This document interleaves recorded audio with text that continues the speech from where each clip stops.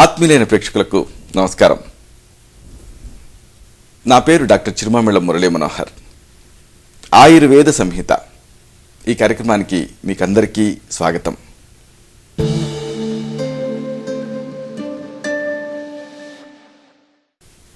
ఈ కార్యక్రమంలో ఒక ముఖ్యమైన విషయాన్ని, ప్రాచీన ఆయుర్వేద రహస్యాల్ని తెలుసుకోబోతున్నారు. ఆకలింపు చేసుకొని ఆచరిస్తే ఈ అంశాలు మీ మొత్తం జీవితాన్ని అనూహ్యంగా మార్చేస్తాయి, సంపూర్ణమైన ఆరోగ్యాన్ని తిరిగి పొందేలా చేస్తాయి.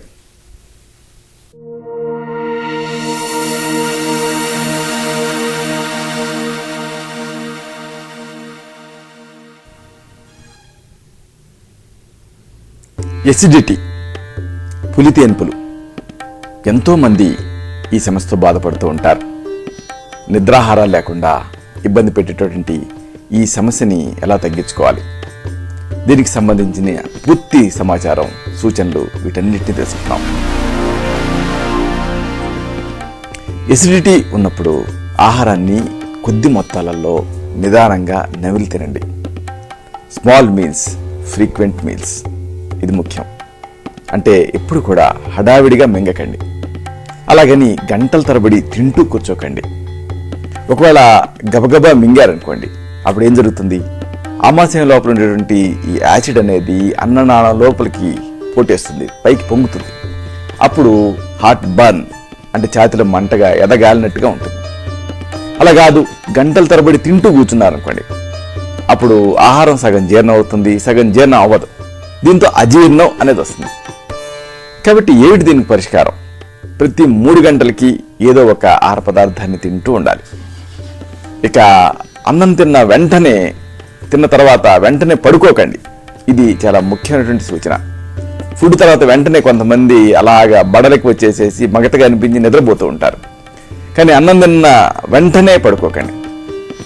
ఏం చేయాలి అంటే, కొద్దిసేపు కూర్చోండి. తర్వాత 100 అడుగులు అటు ఇటు నడవండి. ఆర్ద్రపాణిగా అంటుంది ఆయుర్వేదం. అంటే చెయ్యి ఇంకా తడిగా ఉన్నప్పుడే 100 అడుగులు నడవాలి.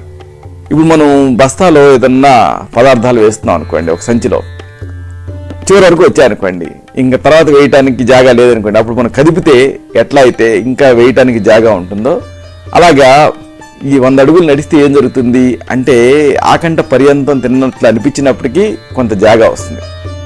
అలాగే నిద్రకి ఆహారానికి కనీసం ఈ రెండింటికి మధ్య ఒక 2 గంటల వ్యవధి ఉంచండి. అలాగే ఆమాశయం లోపలికి ప్రవేశించినటువంటి ఈ ఆహారం చిన్న పేగు లోపలికి వెళ్ళటానికి 1/2 గంట నుంచి 2 గంటల వరకు పడుతుంది. ఈ లోపు పడుకుంటే అన్నం మెతుకులు ఏం జరుగుతుంది, గొంతు లోపలికి వచ్చేటువంటి అవకాశం ఉంటుంది, రిఫ్లెక్స్ ఉంటుంది. కాబట్టి కనీసం ఒక 2 గంటలు గ్యాప్ ఉంచండి. ఇక మరొక విషయం, భోజన సమయాలు పాటించండి. అంటే అర్ధరాత్రిళ్ళు, అపరాత్రిళ్ళు తిరగండి. ఎందుకంటే ఇలాగా చేస్తే శరీరంలో బయోరిథమ్స్ గాడి తప్పుతాయి. అలాగే మరొక విషయం, పడుకునే మంచం ఉంటుంది కదా, ఈ మంచాన్ని తలవైపు ఎత్తుగా ఏటవాలుగా అమర్చుకోండి. ఎలా అమర్చుకుంటారు?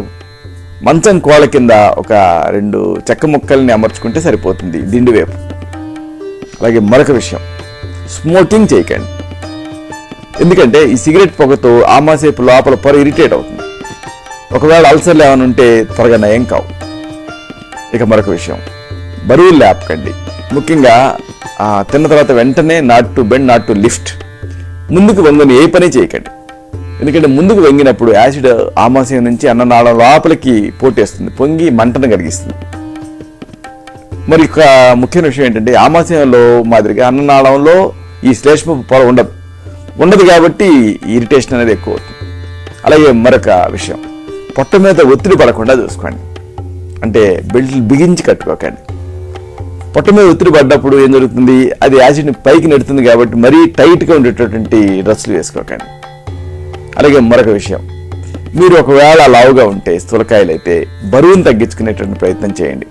ఎందుకంటే ఈ అధిక బరువు వల్ల ఆమాశయం తాలూకు వాలువులు వదులవుతాయి, యాసిడ్ని నియంత్రించడం అనేది మానేస్తాయి. అలాగే మరొక విషయం, బ్రూఫిన్, క్రోసిన్ ఇలాంటి నొప్పి తగ్గించేటటువంటి పెయిన్ కిల్లర్స్, వీటిని యథేచ్ఛగా వాడకండి. ఈ వాటిల్లో చాలా వాటికి, అంటే పెయిన్ కిల్లర్స్లో చాలా వాటికి ఈ కడుపులో మంటను కలిగించే నైజం ఉంటుంది. అలాగే మరొక విషయం, మానసికమైనటువంటి ఆందోళన ఉంటే తగ్గించుకోండి. ఎందుకంటే ఈ టెన్షన్లకి ఎసిడిటీకి సంబంధం ఉంది. ఇక మీరు వాడకూడని కొన్ని పదార్థాలు ఉన్నాయి, వీటిని తెలుసుకోవాలి. ఉదాహరణకు వేపుడు కూరలు ఎసిడిటీ ఉన్నప్పుడు మంచిది కాదు. జిడ్డుగా ఉండేటువంటి పదార్థాలు కూడా మంచిది కాదు. అలాగే టమాటా ఇలాంటివి కూడా మంచిది కాదు. బీరు, వైను, విస్కీ, బ్రాందీ ఇలాంటివి కూడా మంచిది కాదు. అలాగే కాఫీ, టీ, కూల్ డ్రింక్స్ ఇవి కూడా మంచిది కాదు. సోడా, చాక్లెట్లు ఇవి కూడా ఎంత మాత్రం మంచిది కాదు ఎసిడిటీ ఉంటే. అలాగే మసాలాలు అసలే మంచిది కాదు. కారం, పులుపు ఇలాంటి పదార్థాలు కూడా వర్జనీయం, వీటిని కూడా మానేయాలి. అలాగే నారింజ, కమల, ద్రాక్ష ఇలాంటి పండు కూడా మంచిది కాదు. ముఖ్యంగా చింతపండు అనేది అస్సలు మంచిది కాదు ఎసిడిటీ ఉన్నప్పుడు. అలాగే ఫైబర్ అంటే పీచు పదార్థాలు, ఉల్లిపాయ, బీట్రూట్, క్యారెట్, దోసకాయ, పచ్చి సలాడ్స్ ఇలాంటిది కూడా మంచిది కాదు. అలాగే కోడిగుడ్డు, చిక్కుడు, శనగపిండితో చేసినటువంటి ఆహారాలు, బఠానీలు, పులిసిన పదార్థాలు, మిల్క్ షేక్స్ ఇలాంటివి కూడా ఎసిడిటీ సమస్యని ఎక్కువ చేస్తాయి. ఇలాంటి ఈ గ్యాస్ కలిగించే పదార్థాలన్నింటినీ మానేయండి. మరి ఇవన్నీ మానేసి ఏం తినాలి? ఇది చాలా మందికి అనుమానం వస్తూ ఉంటుంది. ఎన్నో ఉన్నాయి. ఉదాహరణకు పొట్టు లేకుండా శుభ్రంగా జల్లించిన ధాన్యాన్ని మెత్తగా ఉడికించి తినొచ్చు. అలాగే పండ్లు, గింజ ధాన్యం, కూరగాయలు, పప్పులు అన్నిటికీ కూడా పై పొట్టును తీసేసి వాడుకోవచ్చు ఎసిడిటీ ఉంటే. అలాగే మాంసం తినొచ్చు, కానీ ఒకవేళ మీరు మాంసాహారులు అయితే మసాలాలు కలపకండి. అలాగే నూనెల్ని పదే మరిగించకుండా ఫ్రెష్గా వాడుకోవచ్చు. ఇక కాఫీ, టీ ఒకవేళ అలవాటు ఉన్నాయనుకోండి, వాటి బదులుగా వెన్న తీసిన పాలు తాగొచ్చు, లేదా డిప్టీలా తాగొచ్చు. డ్రై ఫ్రూట్స్ అనేది అంతగా ఇండికేటెడ్ కాదు, కానీ మెత్తటి గుజ్జు ఉండేటటువంటి పండు తినచ్చు. ఇలా ఈ జాగ్రత్తలన్నీ తీసుకుంటే ఎసిడిటీ ఇబ్బంది పెట్టకుండా ఉంటుంది.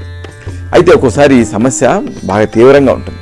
అప్పుడు మీ నాడిని బట్టి, మీ తత్వాన్ని బట్టి మీకు మాత్రమే ప్రత్యేకమైన ఔషధాలు ఉంటాయి. లఘు స్వత్సేకర రసం, స్వత్సేకర రసం, కామదద్ధ రసం ఇలాంటివి. వీటిని తగిన అనుపాన సాపానాలతో నిర్ణీత కాలం పాటు ఇవ్వాల్సి ఉంటుంది. అప్పుడు ఈ ఎసిడిటీ సమస్య పూర్తిగా తగ్గుతుంది.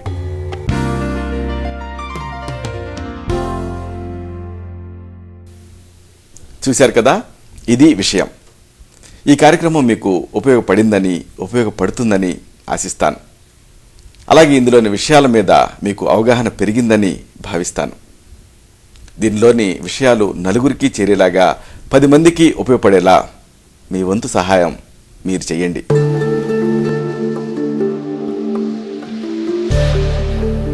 మళ్ళీ ఇదే కార్యక్రమంలో మనం కలుసుకున్నప్పుడు ఇలాంటి మరొక ఆసక్తికరమైన అంశాన్ని తెలుసుకుందాం.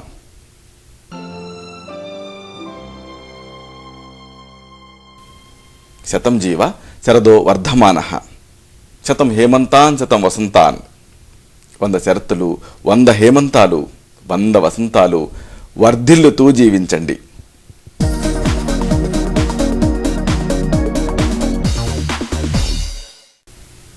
శుభం.